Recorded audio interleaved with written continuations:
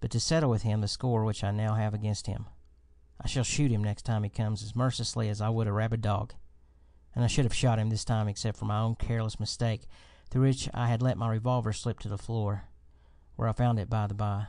We sail for home. That is, England next week, on the steamer Gladstone. But I am sorry to say without my English servant Beasley. Poor Beasley, since these mysterious occurrences, has been bitten with superstitious terror.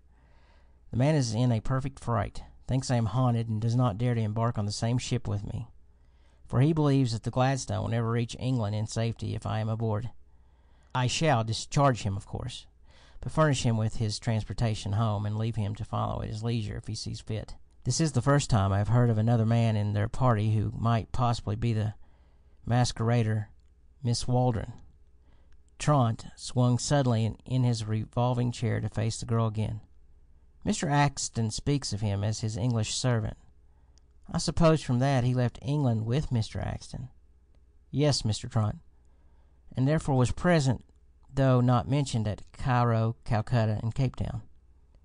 Yes, Mr. Trant, but he was dismissed at that time by Mr. Axton, and is now, and also was, at the mysterious man's next appearance. In the Charing Cross Hospital in London, he had his leg broken by a cab, and one of the doctors there wrote Mr. Axton 2 days ago, telling him of Beasley's need of assistance.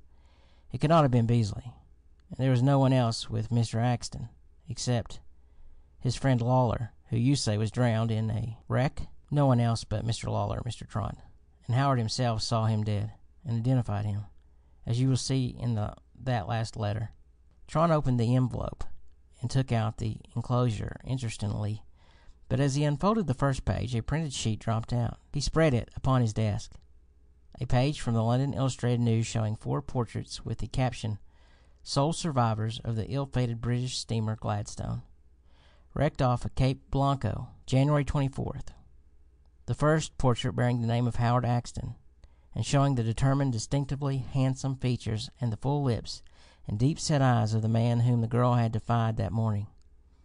"This is a good portrait?" Trant asked abruptly.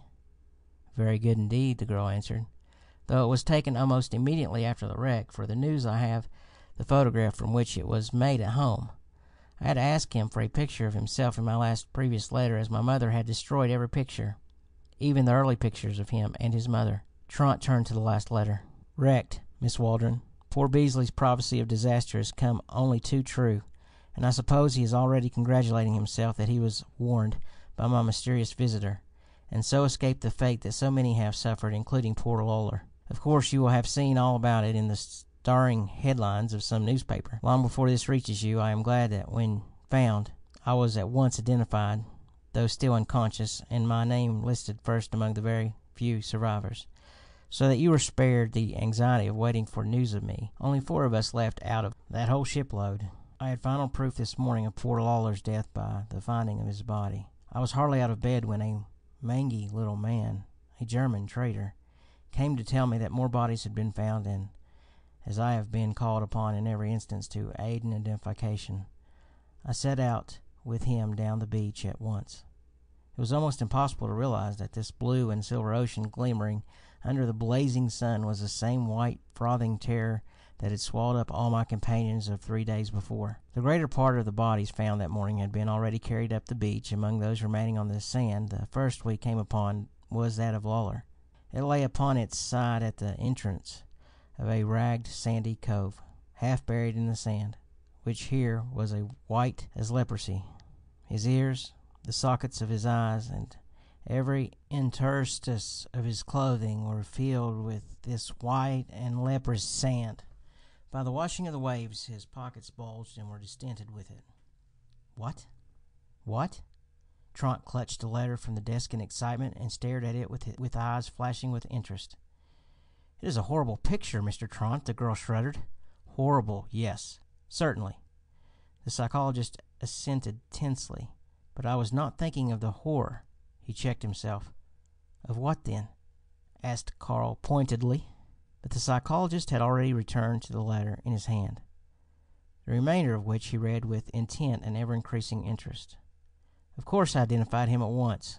His face was calm and showed no evidence of his last bitter struggle, and I am glad this look was thus peaceful. Poor Lawler! If the first part of his life was not all it should have been, as indeed he frankly told me, he atoned for all in his last hour. For undoubtedly, Miss Waldron, Lawler gave his life for mine. I suppose the story of the wreck is already all known to you, for R1 telegraph wire that binds this isolated town to the outside world has been laboring for 3 days, under a load of messages. You know then that 18 hours out of St. Vincent fire was discovered among the cargo, that the captain, confident at first that the fire would be got under control, kept on his course, only drawing in somewhat toward the African shore in case of emergency. But a very heavy sea rising prevented the firefighters from doing efficient work among the cargo, and in the storm and darkness the Gladstone struck several miles to the north of Cape Blanco on a hidden reef at a distance of over a mile from the shore. On the night it occurred I awakened with so strong a sense of something being wrong that I rose, partly dressed myself, and went out into the cabin, where I found a white-faced steward going from door to door, arousing the passengers. Heavy smoke was billowing up the main companionway in the light of the cabin lamps, and the pitching and reeling of the vessel showed that the sea had greatly increased. I returned and awoke Lawler. We went out on deck. The sea was a smother of startling whiteness, through which the Gladstone was staggering at the full power of her engines. No flame as yet was anywhere visible, but huge volumes of smoke were bursting from every opening in the fore part of the vessel. The passengers, in a pale and terrified group, were kept together on the after deck as far as possible from the fire. Now and then some pallid, staring man or woman would break through the guard and rush back to the cabin in search of a missing loved one or valuables. Lawler and I determined that one of us must return to the stateroom for our money, and Lawler successfully made the attempt. He returned in 10 minutes with my money and papers and 2 life preservers. When I tried to put on my life preserver, I found it to be old and in such a condition as made it useless. Lawler then took off the preserver that he himself had on, declaring himself to be a much better swimmer than I, which I knew to be the case, and forced me to wear it. This life preserver was all that brought me safely ashore, and the lack of it was, I believe, the reason for Lawler's death. Within 10 minutes afterward, the flames burst through the forward deck, a red and an awful banner which the fierce wind flattened into a fan-shaped sheet of fire against the night, and the Gladstone struck with terrific force, throwing everything and everybody flat upon the deck. The bow was raised high upon the reef, while the stern, with its maddened living freight, began to sink rapidly into the swirl of foaming waters. The first 2 boats were overfilled at once in a wild rush, and one was stove immediately against the steamer's side and sank, while the other was badly damaged and made only about 50 yards progress before it went down also. The remaining boats all were lowered from the starboard davits and got away in safety, but only capsize or be stove upon the reef. Lawler and I found places in the last boat, the captain's. At the last moment, just as we were putting off, the fiery maw of the Gladstone vomited out the scorched and half-blinded second engineer and a single stoker, whom we took in with difficulty. There was but one woman in our boat, a fragile, illiterate Dutch woman from the neighborhood of Johannesburg, who had in her arms a baby. How strange that of our boatload, those who alone survived should be the Dutch woman. But without her baby, the engineer and stoker, whom the fire had already partially disabled, and myself, a very indifferent swimmer, while the strongest among us all perished. Of what happened after leaving the ship, I have only the most indistinct recollection. I recall the tall swamping of our boat, and the cruel white waters that rushed out of the night to engulf us.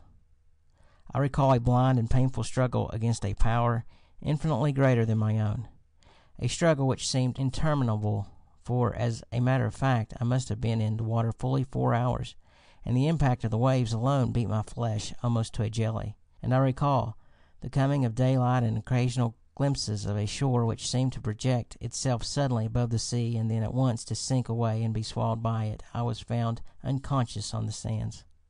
I have not the faintest idea how I got there, and I was identified before coming to myself. It may please you to know this by several of your letters which were found in my pocket at present, with my 3 rescued companions, whose names even I probably never